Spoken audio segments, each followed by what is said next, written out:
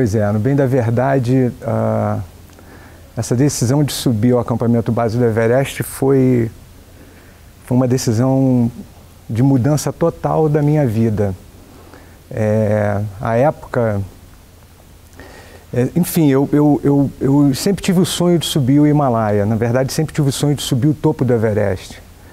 Só que é uma empreitada bem complicada, porque demanda muito tempo, você precisa ter muita disponibilidade, precisa ter recurso financeiro.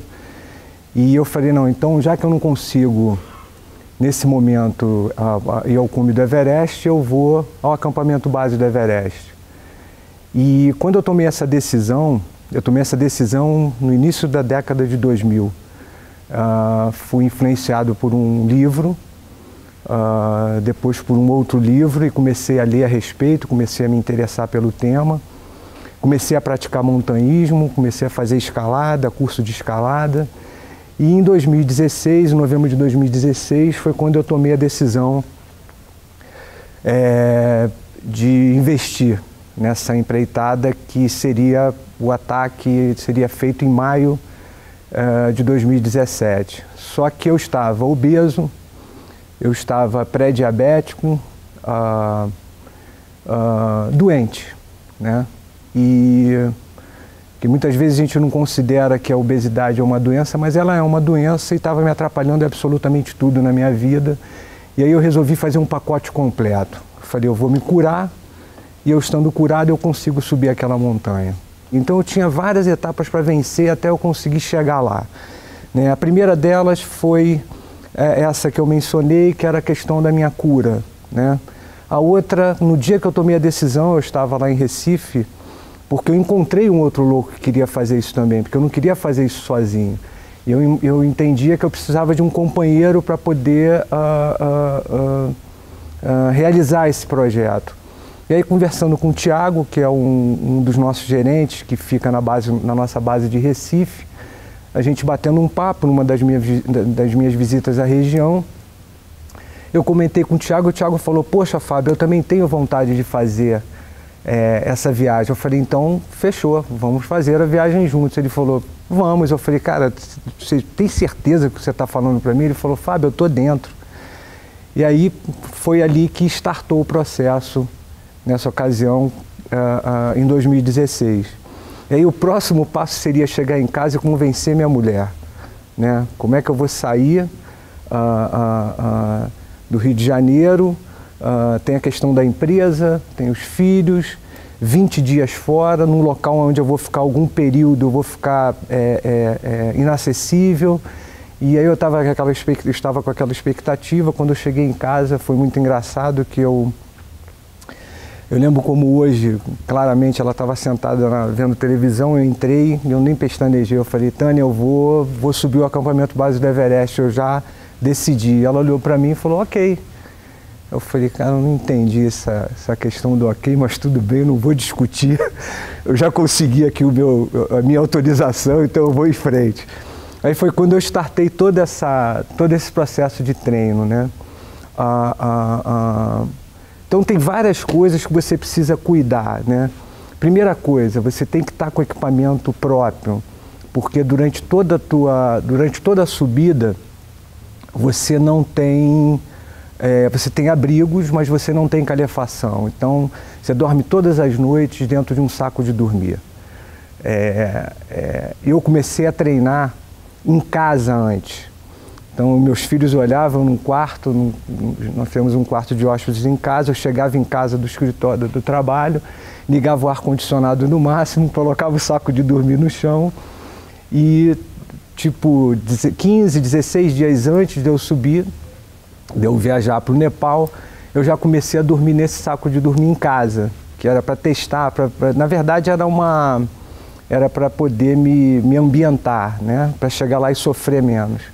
E aí você vai convivendo com uma série de coisas, né? Uma das experiências mais incríveis que eu tive nessa viagem, no que tange a questão de superação, no momento em que eu estava fazendo a subida, foi quando nós estávamos numa região chamada Ding Bosch, que você está a 4.400 metros de altitude e você sai para fazer uma aclimatação, porque durante o percurso você faz 2, 3 aclimatações para você, para o seu corpo acostumar com a altitude.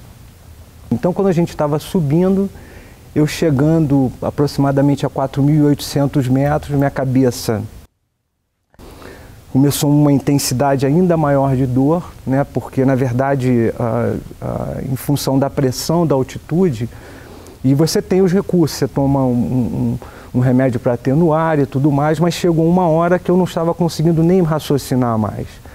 E existem 3 passos até você sucumbir à montanha quando você sofre o mal de altitude. Primeiro é a dor de cabeça, o segundo vem a ânsia de vômito, você começa a vomitar, nesse estágio você já começa a ficar numa situação de enfraquecimento muito grande, de desidratação, enfim, e a perda de consciência. Quando eu comecei, depois da dor intensa, que eu estava tentando vencer a dor de cabeça, começou a me dar ânsia de vômito. Eu falei, eu não suporto mais, eu vou ter que descer. Essa decisão foi uma decisão muito difícil, porque o meu grande medo, o meu grande receio é de que se eu não estava conseguindo chegar a 5.000, como é que eu conseguiria chegar a 5.364, que é o pé da montanha mais alta do planeta? E aí essa decisão, eu estava com um guia, né? Nós fizemos um contrato customizado, então era só o guia, eu, o Thiago e o Sherpa para levar os nossos equipamentos. E aí eu falei com o guia, eu falei, cara, eu tenho que descer. Ele falou, não, Fábio, vamos descer, você não está bem e tudo mais. E aí a história é você descer o mais rápido possível. Isso ficou um clima, foi muito interessante, que ficou um clima assim, será que o Fábio vai conseguir continuar? Aí quando nós chegamos no alojamento, eu fui direto para o quarto, eu deitei, porque eu estava completamente destruído, né, tanto psicologicamente quanto fisicamente.